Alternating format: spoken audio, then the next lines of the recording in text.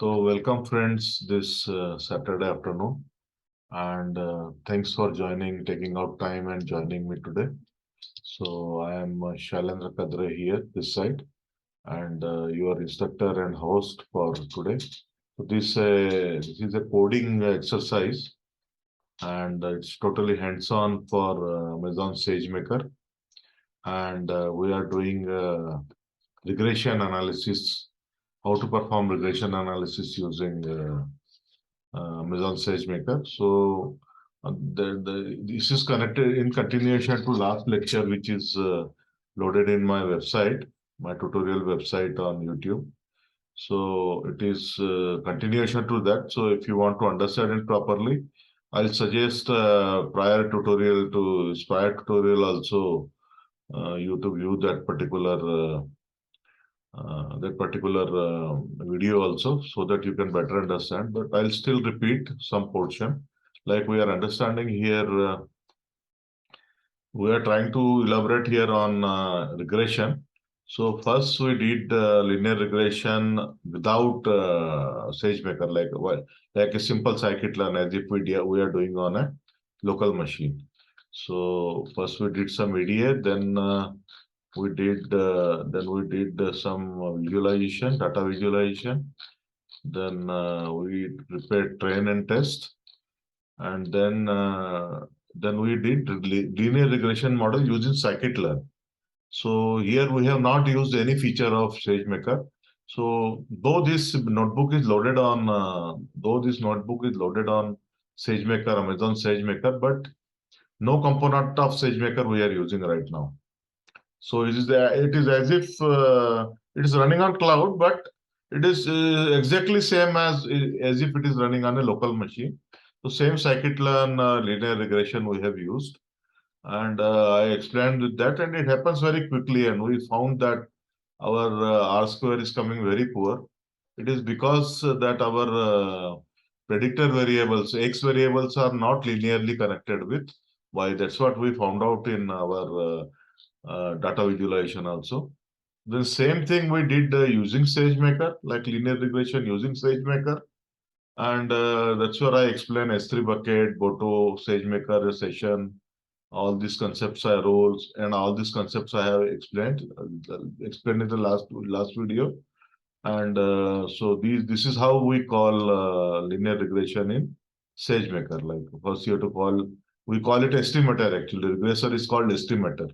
So we call estimator, then in which we have all these parameter, container, role, then instance you have to give, and then output path, and then session name you have to give. And then here you have to specify the hyperparameter.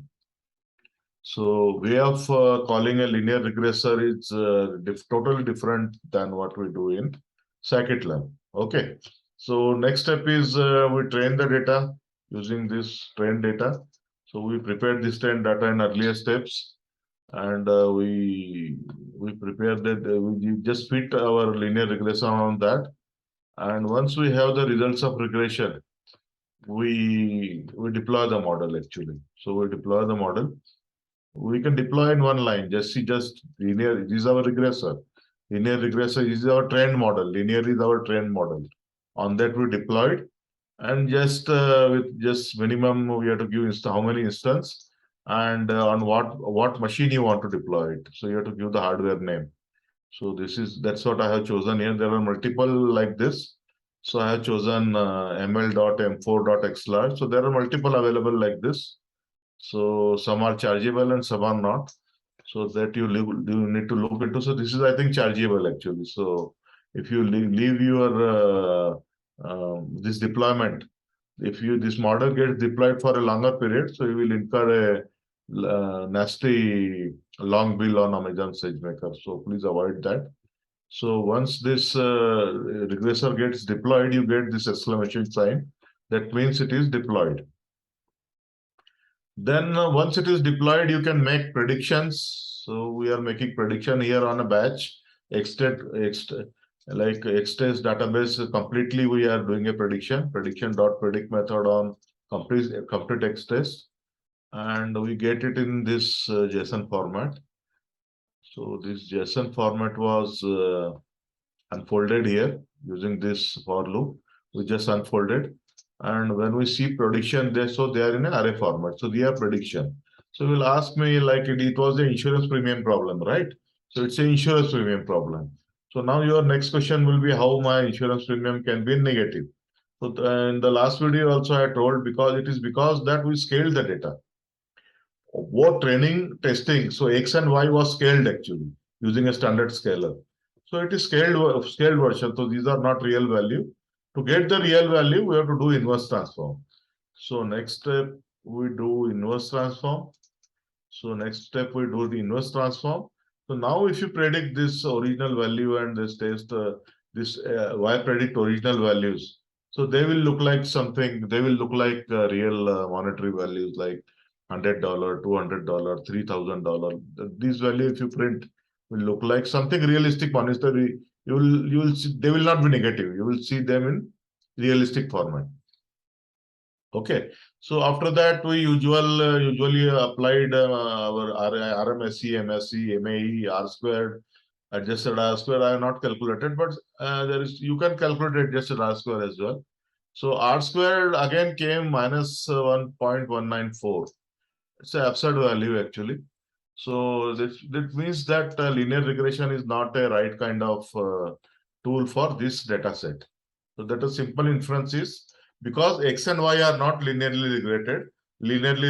So linear regressor is not a right kind of tool for this kind of problem. And then this step is very important. This it is visible, Dr. Shailesh, it is visible, right? Dr. Shailesh? Someone, is it visible? Yeah. Yes, sir. It's good. Yeah. It is So this is visible very now. important step that whatever you had deployed, this is linear regressor is the name of your endpoint, which you have deployed on the cloud, before prediction. So you have to delete it actually. So delete endpoint you have to do. You have to do it so that you don't incur any charges. You can keep it on when you are doing some business gain, like if you are deploying it for a business gain, or if you want your model to be deployed forever. So you can do that in Amazon SageMaker, but it will incur charges. So right now we are only for academic purpose we are doing. So it is better for us that we delete this endpoint as soon as possible to we don't want any charges, like any nasty charges we don't want. So we should delete this endpoint. It's a very important step. So till here we did in detail. In great detail, all this was done in the last lecture, right? So now today we start afresh with task number 7, which is trying with ANN based regression. So ANN, as you know, is nothing but your artificial neural network. It is deep learning. So we'll have neural network, and neural network when we code, it is usually done with either TensorFlow. TensorFlow is from Google, and PyTorch. So with PyTorch, so PyTorch is the parallel of a competitor of TensorFlow, which is from Facebook. So both are parallel tools available for coding your deep learning and neural networks. So that makes your life very, very easy. Like it's just like Python code, you can code your deep learning. So let us proceed. So first you have to install it, pip install. So you have to provide this exclamation because you are doing from inside the Jupyter notebook. So exclamation pip is the command, install TensorFlow. So it will install TensorFlow for you. It will automatically go to the web and install. So once you install, you import TensorFlow. Now Keras. So what is Keras? You know, Keras is a language of TensorFlow using which we code the neural network. TensorFlow is a framework, and Keras is it's a coding language. So both go hand in hand. Nowadays, previously TensorFlow 1 was not coming with this kind of Keras language, but with TensorFlow 2 onwards. So TensorFlow 2 is the current version. From that, Keras is by default it comes. So we always code in Keras. So we import Keras, and then we import some more useful function like dense activation function, dropout, and Weiss normalization. So all these are concepts and they have distinct meaning, but I'm not going into details of this because this is not a deep learning or machine learning class. This class mainly focuses on how to use SageMaker, right? So I assume that these dense, dense, what is activation, dropout, Bayes normalization. So I'm assuming these things you are already aware. Otherwise, if you are not aware of these concepts, I think we have plenty of videos available again in our my learning channel, which is the AI Club by Shailendra Kadre. You can search on YouTube and you will find plenty of videos to get yourself familiarized with all these concepts. Okay, so ADAM. So we import ADAM. So it's an optimizer, general purpose optimizer, and most used optimizer. So let us see how many columns are there in our data frame. So data frame dot columns.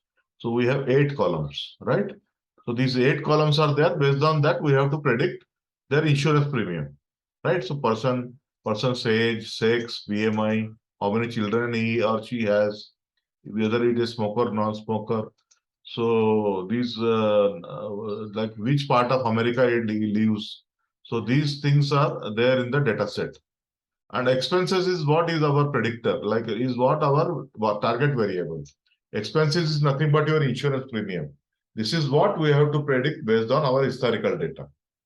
So expenses is nothing but your target variable y, and rest all are your x variables, dependent variables, independent variables. Sorry, these are all independent variables, and y is dependent variables. So all these which I am highlighting here right now, so they form our x, and y expenses is our y. So now we proceed to build our neural network. So a simple neural network, I'm building an arbitrary neural network. I'm not doing any optimization here. So I'm defining it as a ANN model. So I'm using Keras dot sequential. So there are 3 ways of building any neural network. Suppose you want to build any ANN model. So with Keras and TensorFlow, there are 3 ways available. So I'm not getting into details. So we are getting into most simple way of defining the neural network, which is sequential model. So we are adding the first layer. So first layer is nothing but your input layer. So input is layer having 45 neurons, and input dimensions equal to 8. We are specifying input dimension 8 because age, sex, BMI, children, smoker, northwest, southeast, and southwest. So they form total 8 features. X features are from x1 to x8. So input dimension equal to 8. And every layer we have a activation function actually. So activation function is ReLU. Again, ReLU is a concept. It's a function, activation function. I'm not going into detail. And then we add a second dense layer with 145 neuron. Again, give a ReLU function to it as an activation function. And then this time we are specifying dropout also. So dropout is nothing but your regularization actually. So more like it is like your regularization, like L1, L2 regularization, what you do in linear regression. So dropout is one of the ways to give some kind of regularization in neural network. So I'm not getting into detail of that. Again, third layer I'm adding dense 145 neurons. Again, activation I'm adding as ReLU. And then I'm adding again a dropout layer again of 0.5 dropout layer. Again, I'm adding a new layer, dense layer. With new layer I'm adding. And its activation I'm giving as linear. So activation function I'm giving as linear. And then after that, last layer I'm adding only one. Last layer is only with the dense layer, only one neuron. One neuron because last layer is having it's a regression, right? It's not classification. Suppose it is a classification problem. Then last layer will have number of neurons equal to number of classes in our problem. But this is a regression problem. So in regression problem, always we have last layer with only one neuron. Okay, and activation function is linear. Then we want to compile it. So compile with loss function we are defining at mean squared error. Here you can take RMSE and other different functions also you can take. But mean squared error is one of very accepted and normal way of coding neural networks. So we are doing mean squared error, and we are using ADAM optimizer. So ADAM optimizer is most general purpose and most widely used optimizer in neural networks. So I'm not getting into details of this. So once we say model.summary, it will give you all the details like first dense layer with 45 neuron, 45 with first dense layer, then activation. This is the input layer. This is dense layer. Then dense layer 2. Then dense layer 3 and dense layer 4. So each dense layer is having one activation function, and total trainable parameters are 34,861 total trainable parameters. So trainable parameters are 34,000, and neural networks, your trainable parameters can go in lakhs and millions also, up to millions also it can go. But today's neural networks, modern neural networks, which are trained by Microsofts and Googles of the world, so they are having trainable parameter in billions. So imagine like your linear regression, simple linear regression. In your classical linear regression, your trainable parameter will be either beta coefficients, right? So you will have beta 1 from beta 1 to beta 10. Like that you will have. So beta 1 to beta 10 or beta 1 to beta 50, beta 20. So 10 or 20 or 25 trainable parameters you will have in linear regression.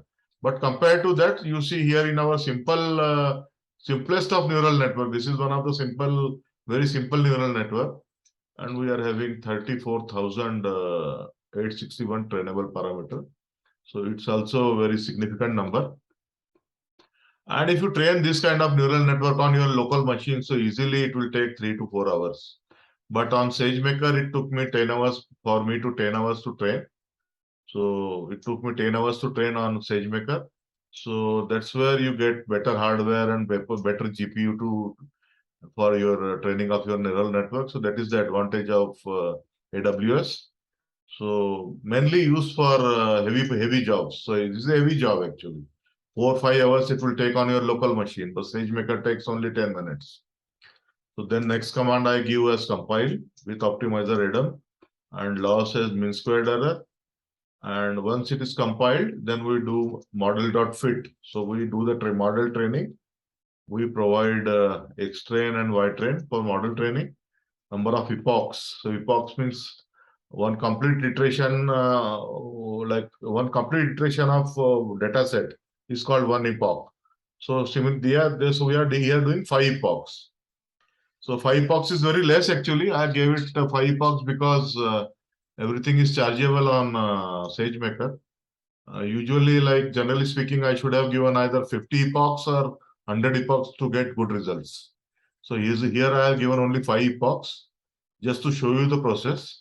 And then batch size. So batch size is an important hyperparameter. I'm taking an arbitrary value of 24. This is also it can be optimized actually. It's a hyperparameter. Number of epochs also hyperparameter.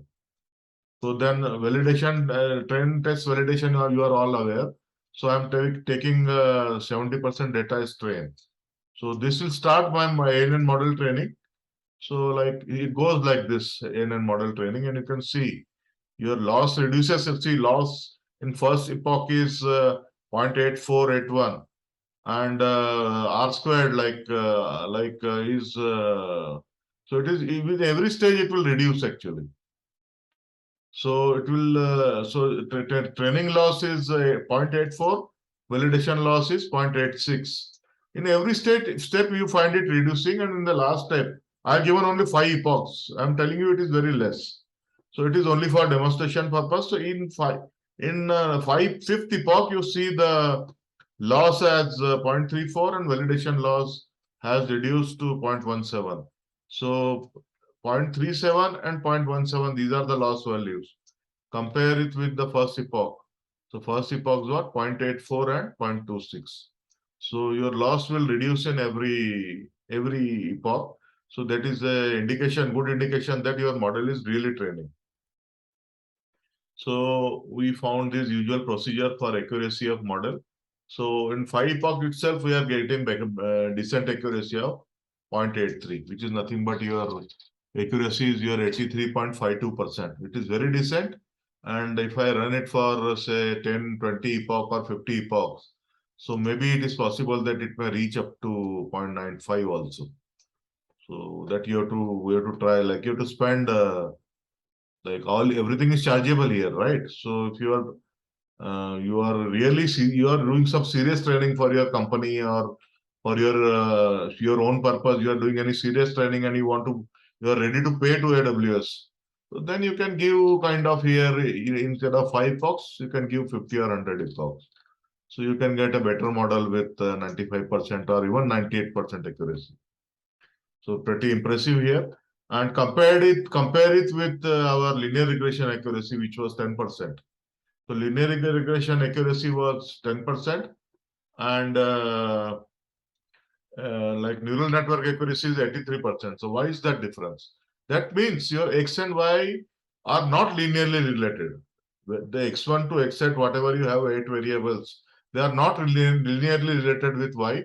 That's why linear regression is failing. They are related with y with some complex function, very complex function, which your neural network is capturing. And that's what neural networks are made for. Neural networks are called universal function approximator. Very, very complex kind of relationship between target and independent variable, like between x and y they can capture. So here is also same thing has happened. Some complex relationship is there between x and y, and our model in first attempt itself, without any hyperparameter optimization or without any optimization attempt, it is giving an accuracy of 83%. So I think we are lucky. Otherwise, if you have to do either formal hyperparameter optimization or try many models like this to get a better accuracy. It is very tiring actually. If you are not doing automatic hyperparameter optimization in neural networks, try one model after the other. You keep trying number of models, different model, and each model in suppose in AWS also it takes 10 minutes to train.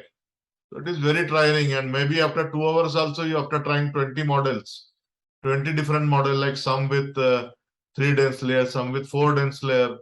You are not you may not get even in 2 hours or 20-30 model you are trying, but still you may not get your good accuracy, good model you may not get.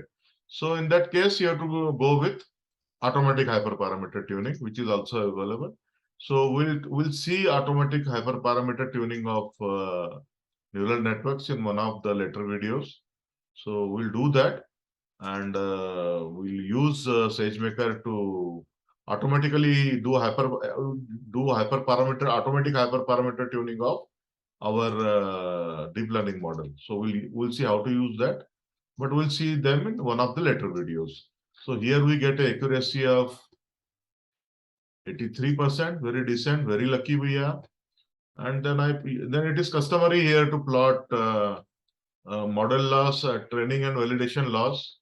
So one of these curves is training loss and validation loss. So you can see that with number of epochs, here x-axis is number of epochs. So as the epochs are increasing, your both training and validation losses are reducing. So that means your training is going in a proper direction.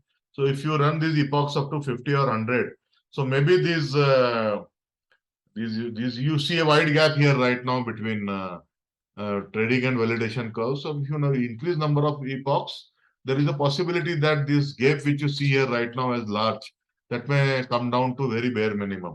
So at that time, you will say that my model has converged, my model training is complete. So right now it is not complete. You see a large gap here between train and validation losses. So then you do the prediction, model predictions, X-test prediction I have done here.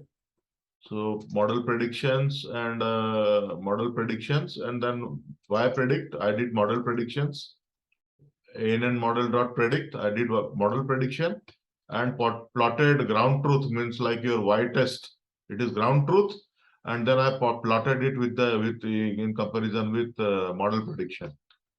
So you see, kind of is not a very perfect straight line, but for the purpose of data science and practically speaking, you see some pattern of straight line here. It's not exact straight line, but you see some kind of pattern. So I should be happy to, like, if you run more epochs, so maybe it will converge better actually. So some kind of, it should be a perfect straight line, this graph, but we see some pattern of straight line here, not exact straight line. But as I said, if you increase number of epochs, maybe you see a better looking straight line here. So that's what it is. And the same thing I have plotted with ground truth with here, test prediction. Yeah. So these are before scaling. So these are all before scaling plot. This blue plot is before scaling. After scaling, after applying standard scaler. So on scale data, this is the plot, and then we did inverse transform to get original values. Inverse transform we did to get original values and plotted. So I think graph will look similar. Graph is looking exactly same. So these blue and green graph. One is blue is on scaled data, and green is on unscaled data. Same graph. So they look similar. And then you calculate your usual root mean squared error, mean absolute error, R square, adjusted R square. So you see R squared is coming as 83%, 83.3%, and adjusted R square is coming 82.96%. So R square and adjusted R squares are pretty close, within plus minus 1%, I think. So when R square and adjusted R square are pretty close, that means all the 8 predictor variables which we are using here, from x1 to x8, whatever we are using here, all are useful variables. Otherwise, what happens? Like if you there are 8 variables, so you keep on adding some meaningless variables to these predictor variables. You make it x9, x10, x11, x12. 4 more you add. For example, you added 4 more, x9 to x12. You added 4 more, and all 4 are junk variables which are not related with this insurance problem. Something is related to any junk variables you added. So in that case, your R square and adjusted R square values will not come same actually. So when adjusted R square and R square value keep very close, that means all your predictor variables which you are using all are meaningful. So here we are lucky that we have R square or an adjusted R square very close. But if you add some few junk predictor variables like junk x4, x9, x10, x11, x15, junk variables you add, then in that case you will find that R square and adjusted R square will not be close. So that is the indication that you have added.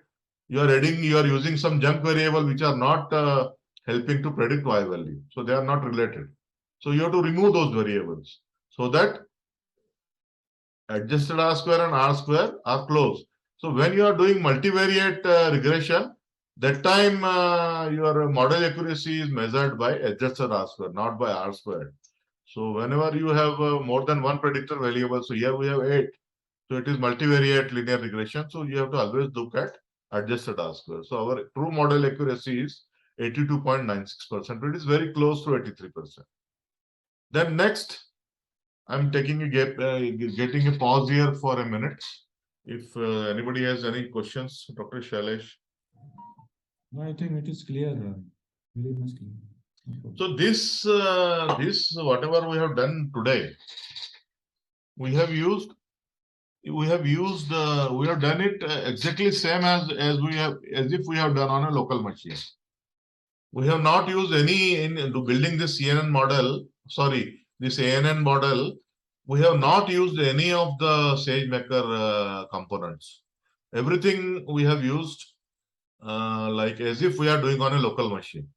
That's what I wanted to show. Without SageMaker, but model is a machine. This particular notebook is still running on the SageMaker, and all this testing was still done on SageMaker. but all the code which we use, so it's what direct TensorFlow, simple TensorFlow code.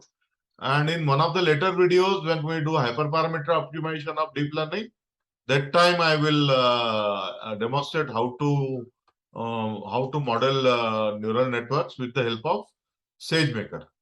So that's what we'll see in one of the later videos. So I want to show you both. On next, we will.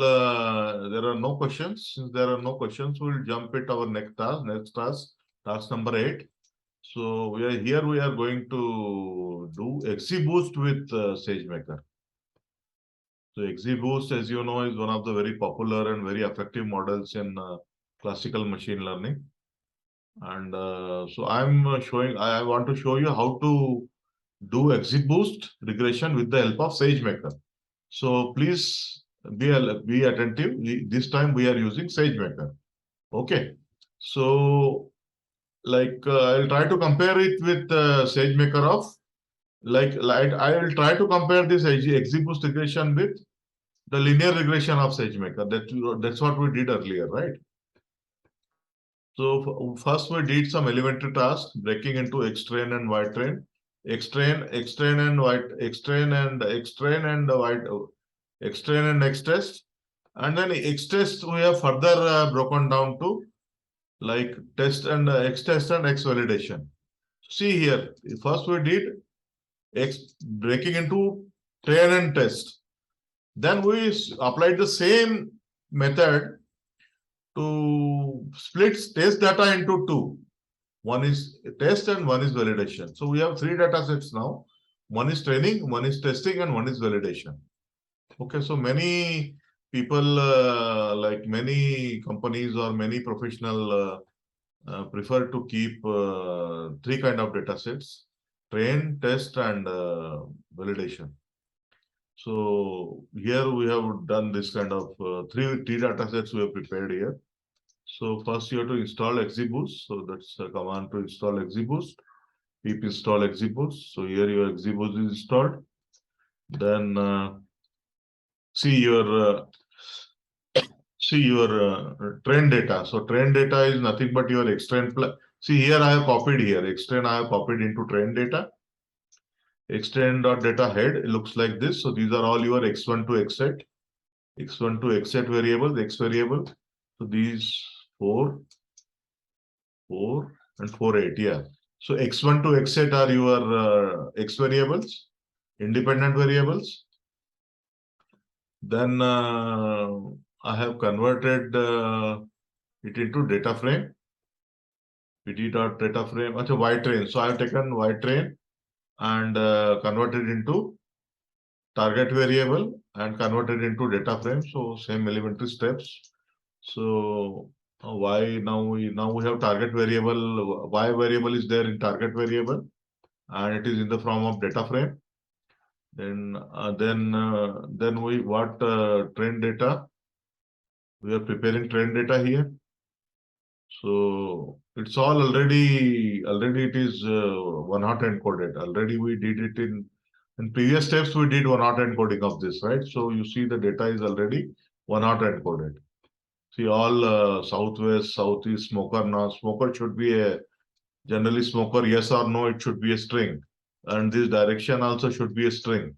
So but you see here that everything is sex also male female, so that should be a string. But here you see that everything is one hot encoding. So data is ready. So we make we do some data preparation here. And then we are, see here, from here we have to start the right thing. So I am doing train data and validation data I have taken. So it was in the, see here, so it was in the form of data frame, pandas data frame. So train data I have written to a CSV with the help of 2_CSV function. So train CSV I am writing to train.csv, no headers and no index. Okay, so validation data also I'm writing in validation data is nothing but a data frame of validation data. I'm writing it into a CSV file here with no header and no index. Now here we start some SageMaker code. Okay, So previously, like we did in I'll make it little smaller so that you can read it completely. Is it still visible? So, someone, is it still visible? Yes. Yes, So sir. okay, It's so visible. I wanted to make it smaller because I wanted these comments to be clear. So first of all, we import SageMaker. It's nothing but AWS ML environment. Then we imported Boto 3. So I'll remind you, we did same thing, same code we used in linear regression. So I think we are familiar, a bit of familiarity is already there. So Boto 3 is Boto 3 is AWS software development kit for Python. So it's a general purpose AWS software development kit, Boto 3. Boto 3 allows to write software that can use S3 and EC2 for and more services. So like if you want to code with the help of S3, EC2, and if you want to use other Amazon services, so you have to import this library called Boto 3. Then you have to create import session. You have to create a session. So first you have to create a SageMaker session here. So this particular line of code like creates SageMaker session, SageMaker.session. I'll make it little bigger now.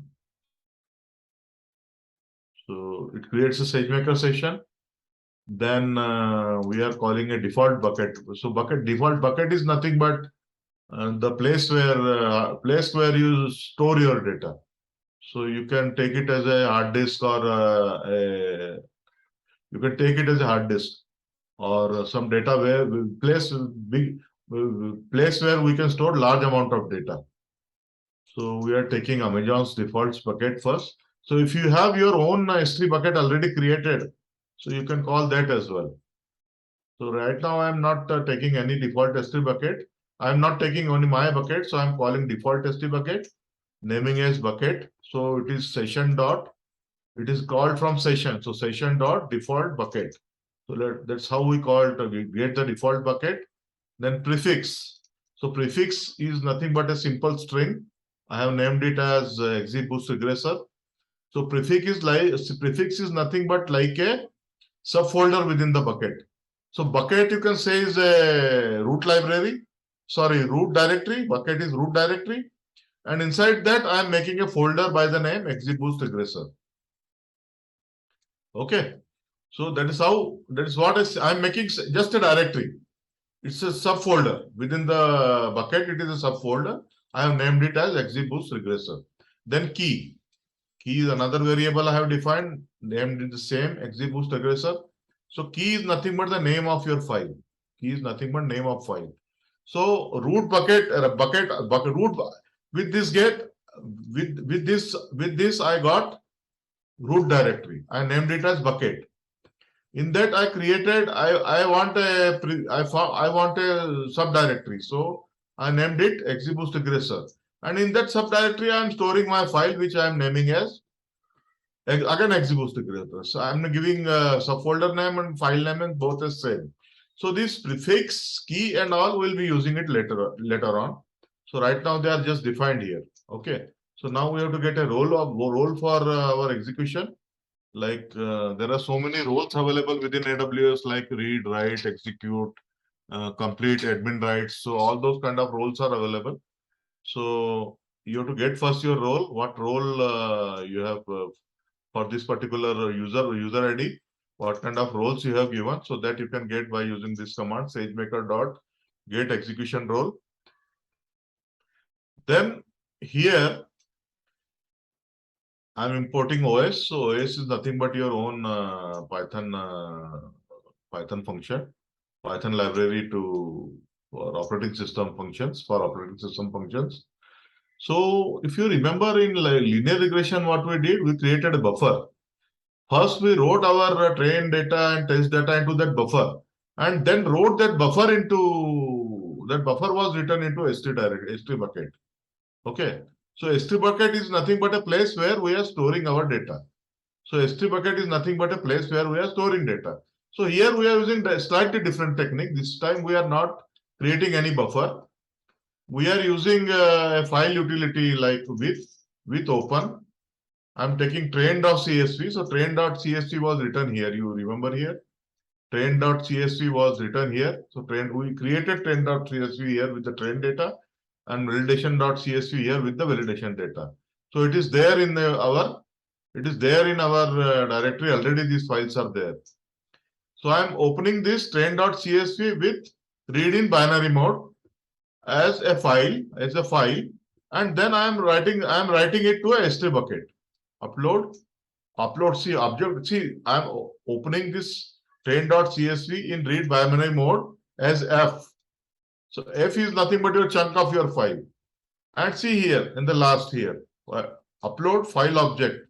So F is nothing but file object, and that file object I am loading into S3 bucket. So how it is using?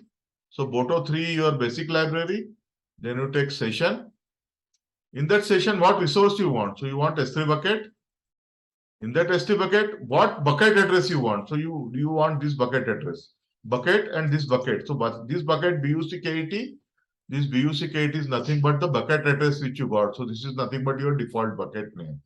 You see here we created, right? You see here, we created here bucket equal to session dot default bucket. So bucket is nothing but your default bucket. So we are getting into default bucket. Then we are giving the path here by joining prefix and key. So prefix, inside the prefix, we have train directory. So prefix is a directory. So prefix is nothing but your XGBoost regressor directory name.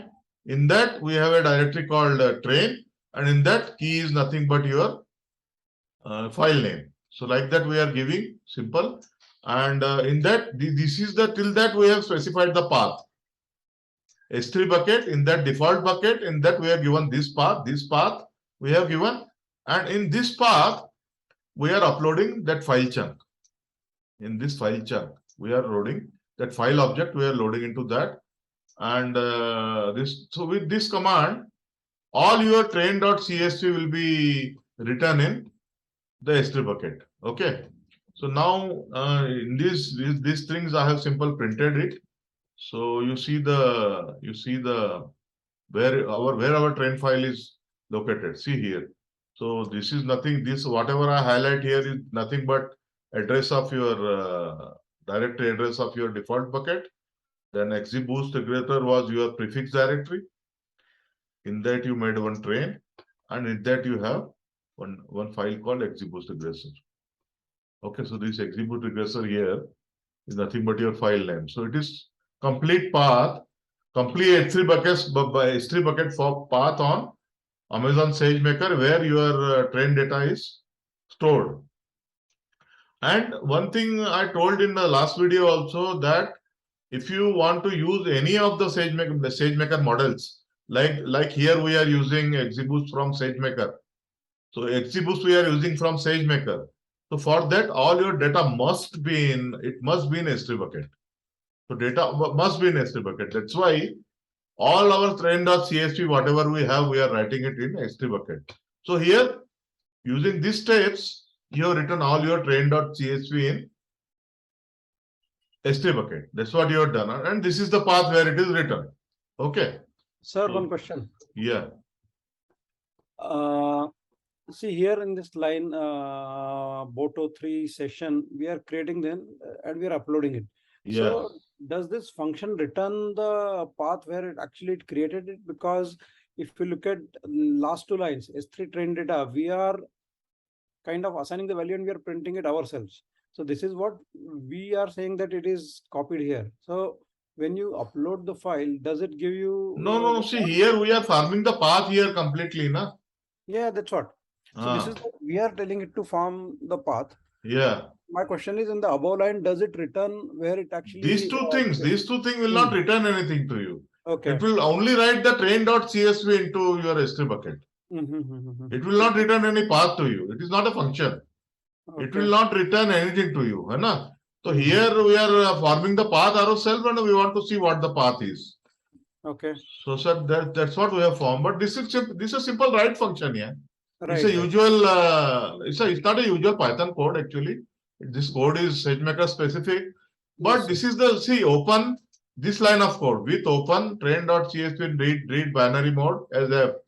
So this is a usual style we create in Python also. This is the usual way we create. This line, open line is happening on your local instance, which is fine. So on your local machine, you are creating a file stream, and in the next line, you are writing into S3 bucket. Right. So this is the usual stream. This is the usual command in Python also, right? Right. And this command is specific to your SageMaker. Right. So that's where you are writing, but it will not return you anything. It will simply write that train.csv into Sage S3 bucket. That's all it will do. It will not return anything.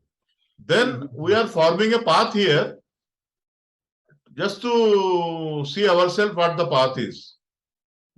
So this is the path. And then same thing we do with validation also.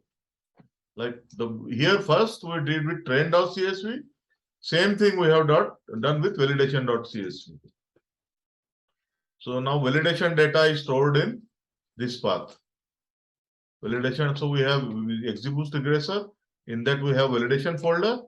In that we have XGBoost regressor file, which is nothing but your validation file. So this is how then output location. So you will ask me a question, why you need an output location. So whenever you run a model or train a model, so trained model will be stored in this location. So we are defining output location here. So we are giving bucket name and prefix name. So prefix name and prefix name we are giving, output location we are defining here. So it's just a string we are defining, output location string we are defining. So this is the file, this is the place where my trained model will be stored. Okay. So here my trained XGBoost model will be stored this particular address which is highlighted in blue. Now, next we are getting into model build step. So first, before we build a model, you need to get a container image from AWS where your model is stored. So your models are like XGBoost model, linear regression model, or whatever models are there in AWS. So they are stored in the form of image. So these images are stored in AWS. So first of all, whenever you want to have any model, so you have to first get the image with proper image. So here you get to first import get image URI.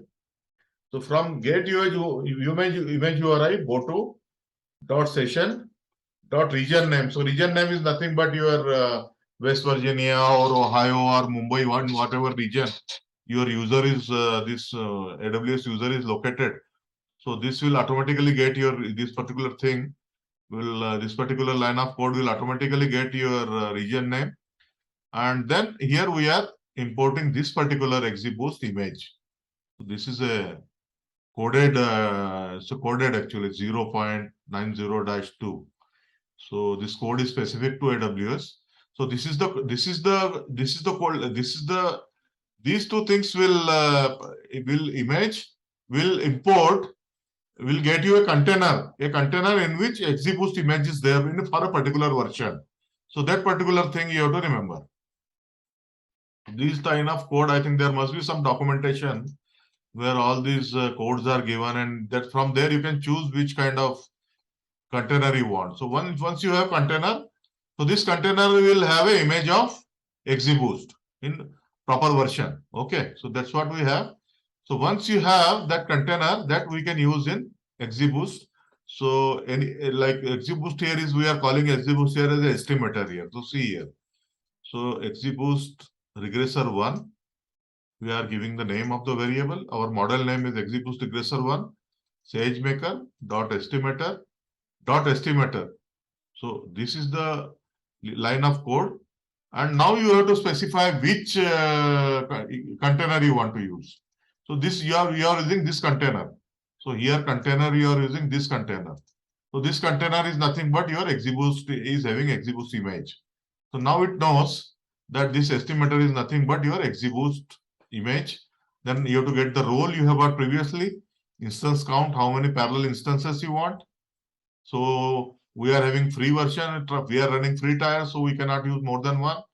And instance type, so you have to be very careful while choosing this instance type. ml.ml5, m5.xlarge. So this is chargeable. So there is something called ml.medium what is that? What is that? Which is free, Himanshu? Which one is that free? ML dot? I think Himanshu has dropped, so don't have Himanshu in this call. Right? Okay, so there is something called ML dot medium dot something. Is something, some version is free which you can call, but it will take more time. So I have taken a paid version here, but it will incur little bit fees, less than $1. So I don't care. So output path I have given here. I am specifying the model output path. So here we had defined output path, right? To store the trend model. So here you have to define that, and here you have to give on the session name. So these are the mandatory things which you have to give to instantiate your XGBoost. So here you have instantiated XGBoost. So this is completely different from scikit-learn. Scikit-learn, we don't do all this. The way of calling XGBoost is different. And in that, within the bracket itself, you specify the hyperparameter with which you want to call it. So here it is not. Here we are specifying hyperparameters separately. So XGBoost here, set hyperparameter. Max depth, I think you are aware. Max depth is nothing but the depth your individual tree is allowed to go.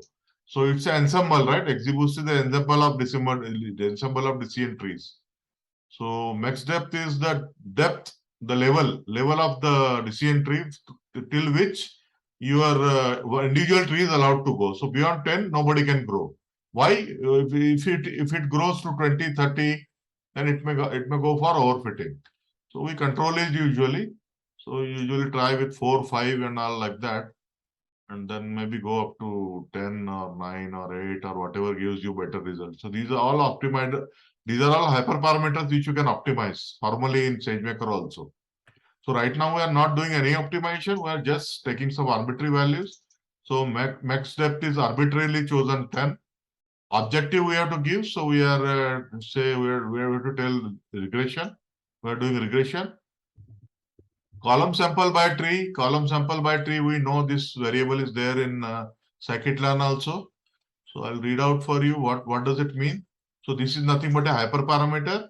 It is column sample by tree is the fraction of features to train in each tree. So when in XGBoost at a time only one tree will run, right? In random forest, what happens at a time? Whatever number of trees you have given. Suppose you have given 500 trees. So 500 parallel trees will run. But in XGBoost it is not like that. One after the other trees will run. So one tree will run, then will throw some error on that error. Then another tree will run to reduce that error. So at a time only one tree will run. So when every new tree forms, what fraction of the features you want to use? Suppose you have 8 features here. So in that new tree, how many features will be used? 0.3 into 8. So we have 8 features here. So we are telling fraction should be 0.3. So 0.3 into 8 features should be used. Alpha. So alpha is again a hyperparameter. Alpha, it is L1 regularization term. So it's L1 regularization, similar to what we use in linear regression. So alpha, more alpha makes model more conservative. Like if you keep on increasing alpha, 10, 20, 11, 12, 20, 15, 19, 18. So your model will become more conservative. Bias will increase. So balancing bias and variance. That is another topic in classical machine learning. I think you can watch one of our videos in from our YouTube channel. What is the bias variance trade-off?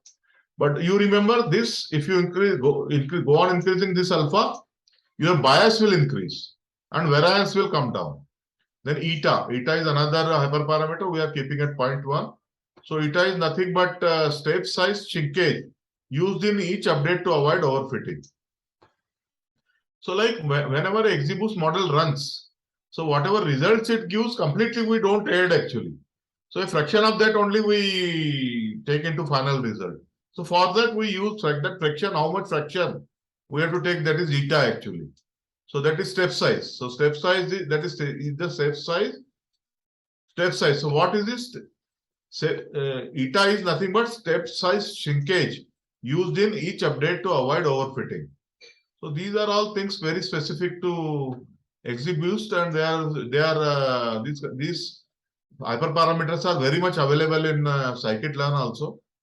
So when we learn XGBoost, I think we should go in more detail about eta. So I think all these we have explained in our previous videos. And number of round 5. Number of round 5 means how many iterations you want to go. So I have given here only 5 because I wanted to save on dollars. So this is just a demonstration. So I choose only 5. But usually this number is 20, 50, 100 like that. So this is also a hyperparameter. So all these hyperparameters you can automatically tune actually. So that we'll see in one of our next videos. So now we are creating training and validation channels. Why we are creating training and validation channels? So that we can use them in model training. So training input and validation input are nothing but our validation channels. So we'll see how they are getting created. We are taking SageMaker session S3 input. So dot S3 input, and we are giving S3 data equal to S3 train data and S3 validation data. So S3 train data and S3 validation data we had defined upstairs, right? See here, S3 train data is nothing but a string, and S3 validation data is pointing to validation data. Both are strings, okay, pointing paths actually, registration directory paths. So here we are giving directory path. Content type, our data type is CSV, and S3 data type. S3 data type is your S3 prefix, and that's what we have to specify. So this is what we have to specify for specify the training channel. So once these data channels are ready, you have to put it like this: data channel train equal to train data input, validation equal to validation data input. So whenever you are using in the XGBoost next time, blindly you can copy this code and use it. That's the beauty of it. So I'll share this with you. Whenever you are using linear regression, you can blindly copy this code and use it for SageMaker. No, not a single line will change. So that's the beauty of it. So that's why once you learn, it's forever actually. So train data, and we are defining this key value pairs, train and validation key value pairs. We are giving these channels, we are giving train input channel, validation input channels, and this data channel then we are giving in fit. So we are fitting with this to data channel. So training data also is there and validation data also is there. So this way is slightly different from what we did in linear regression. So linear regression, the way of training XGBoost model was, in linear regression, the way of training linear regression model was a bit different from this. So here we are creating channels first and using those channels for training. But for, I'll show you what we did for linear regression. So I will show it so that you remember that. It takes a minute only. So train linear SageMaker, right? So see here. So here S3 train data. So S3 train data we had defined here. So here the way of training was little different. See here S3 train data, and S3 train data is nothing but a path, I think. S3 train data. Yeah. So S3 train data is nothing but your directory path to training data. So we have given path here only, and we are giving it in the form of a dictionary and then fitting. So we are doing something similar, like with XGBoost also we are giving similar, but there we are giving validation data also.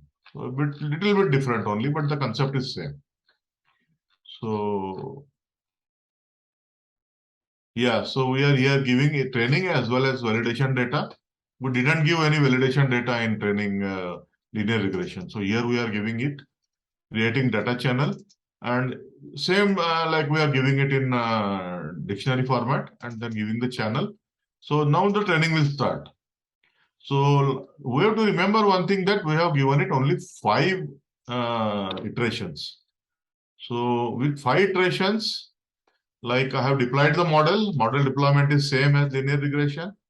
So once model gets trained, so it will give you trainable seconds and billable seconds. So there are ways to save your billable seconds actually. So I'll show you sometime how you can save on your billable seconds. If you use little bit tricks, you can save your 90% billable seconds. So maybe your trainable seconds will be 108 and billable will be only 10 seconds. Like that you can do. So there are little bit tricks you have to use. One of the later class will see what tricks are there to save your billing on AWS. So right now I've used full billing. So it is coming full billable also 108 second and trainable also, billable also same.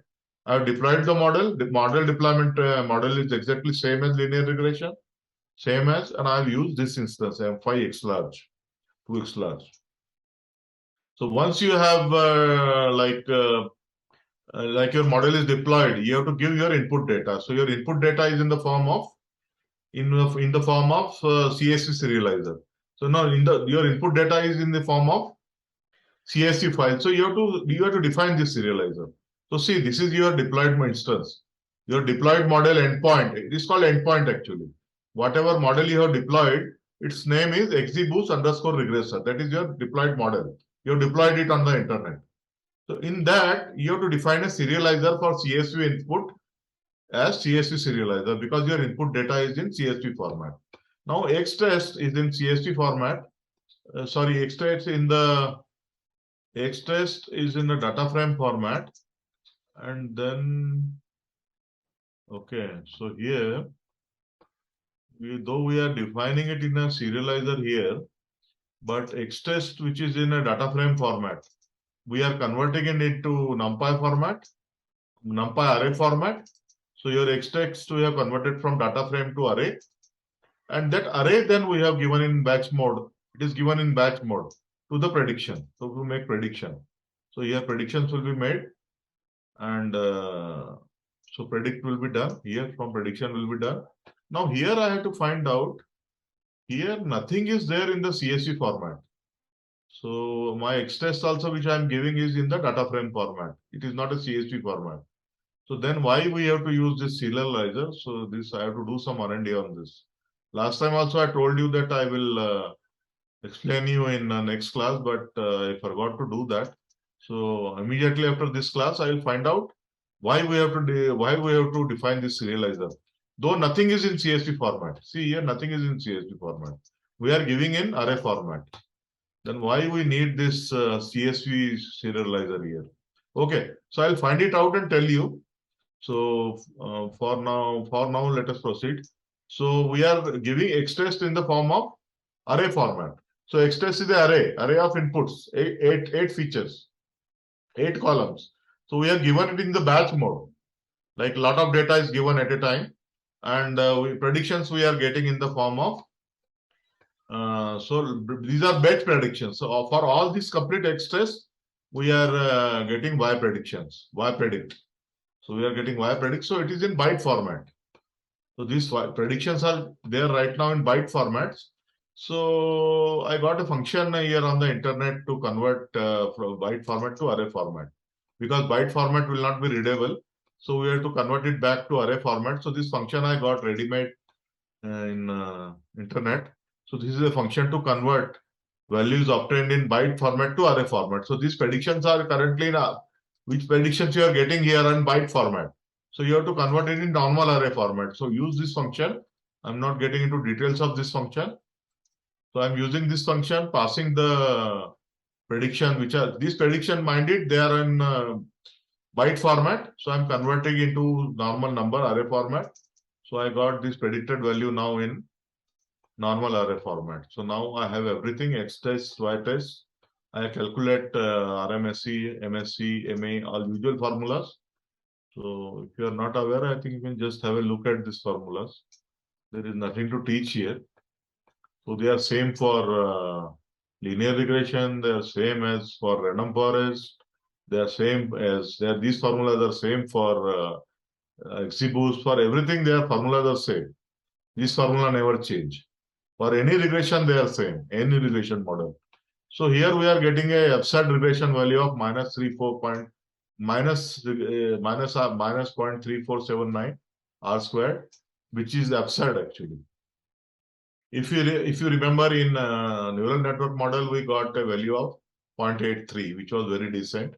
So in XGBoost, we are getting only 0.3. And can anybody tell me why we got this absurd value? XGBoost. XGBoost is a nonlinear model, okay? It can capture non-linear relationships between X and Y. Still, we are getting a very bad adjusted ask. So can anybody tell me why? Number of rounds is less. Yes, very nice. Very nice. Great. So number of rounds are very less. So we have not allowed our XGBoost to work. We could have given 50 or 60. If we can given that num round here, we could have given at least 50. So it costs money. So it was only a demonstration. So right now we can live with this because we are not utilizing this model for anything. It was only a educational model. So, but if you give 50 or 100 rounds there and num rounds, you will get a decent result with XGBoost. It's XGBoost also. XGBoost is a very non-linear model, just like it cannot be compared with neural network, but it is a non-linear model. It can capture some complex relationship between a complex non-linear relationship between X and Y can be captured using XGBoost. Ultimate is neural network only, but XGBoost is also okay. But we are not allowed XGBoost to work, so we are getting a absurd ask where. So okay for educational purpose. So now next thing, they never forget to delete the endpoint. See, we have deployed the endpoint here. We have deployed here, right? We had deployed here. Here we had deployed the model. That means you have deployed it on the web. It is available across the globe to anybody. Your model available to anybody. Anybody can use. So it is incurring money because you are using AWS resources. Okay. So always, otherwise you will get a very heavy dollar bill, and then you will be in trouble. So always before leaving the notebook, better always don't forget everything else, but don't forget this thing: deploy endpoint, delete endpoint. Okay, so you use this command, and when this command is completed, your endpoint will be deleted, and that's the end of it. So pretty much, I want to tell you, like using XGBoost and linear regression of SageMaker. These steps are same. Okay. Writing into S3 bucket also same. So there we had created buffer, and here we had created with the help of file. So only that much difference, but everything else is same. So I think there also you can try with here also, instead of opening file, you can try with buffer code which you have used in linear regression. We did with the help of buffers. So buffer also is doing nothing but writing in S3 bucket only. So I think same code you can try here and see whether it is working or not. So I think it will work. So either you can do the file way is given here, or you can open a buffer, and then from that buffer you can write in S3 bucket. Both should work actually, because both are getting you to S3 bucket. Once this is done, these steps are exactly same. So there you are calling linear regression, same estimator you have to call, but these parameters are same. But their container will belong to linear regression. In case of linear regression, this container will belong to linear regression. Rest everything is same, and thing will change here is based on your model, your hyperparameters will change. So the max depth and column sample by tree, alpha, eta, these are not there in linear regression. So your num rounds is same. So these max depth, column sample by tree, alpha, eta, and there are hundreds of like 20-30 more hyperparameters available in XGBoost. In 20-30 more hyperparameter available in SageMaker. XGBoost, there are more than 20-30 hyperparameter available. You have to look the documentation. So we have used here the simplest and most obvious ones. But you can go more complex if you want. You can use 30 hyperparameters. Whatever it is given in the documentation, you can use that. Okay. Then in linear regression, we did only train. Here we did both train and validation. Here. Okay. Then fit also same. Okay. Once you do the fit, deployment, exactly same command for linear regression and XGBoost regressor. Once you deploy, Then this serializer also same. Serializer also same. Then your testing prediction also same command.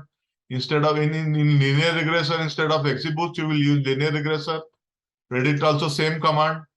Then there it is not coming. This function is not required in the case of linear regressor. But in XGBoost regressor, it is coming in the form of bytes. So you have to convert into array. So you can use this function ready-made.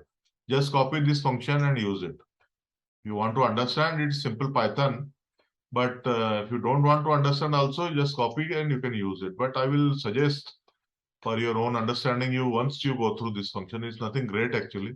You just see some array slicing and dicing, nothing more, nothing great. So you can use that function to convert from bytes to array. Once you have, then these commands are exactly same. So I'll say 90% is same, yeah. Yeah, even if you are running linear regression or XGBoost through through SageMaker, 90% is same. Same code. This is also same. Exactly same code will apply. Only thing that running a neural network is very different in SageMaker. So that I will teach you in next class will be classification. So here we finish regression. Next class will be classification, and after that I'll take how to make neural network with the help of SageMaker and how to do hyperparameter optimization with the help of SageMaker. So that will be our next class. So next class we will deal with same things. Same things we will do with for a classification problem. So I think if this particular code file, if you master, you are done with your regression for your life. I don't think more than that. For life, I have given a taller statement.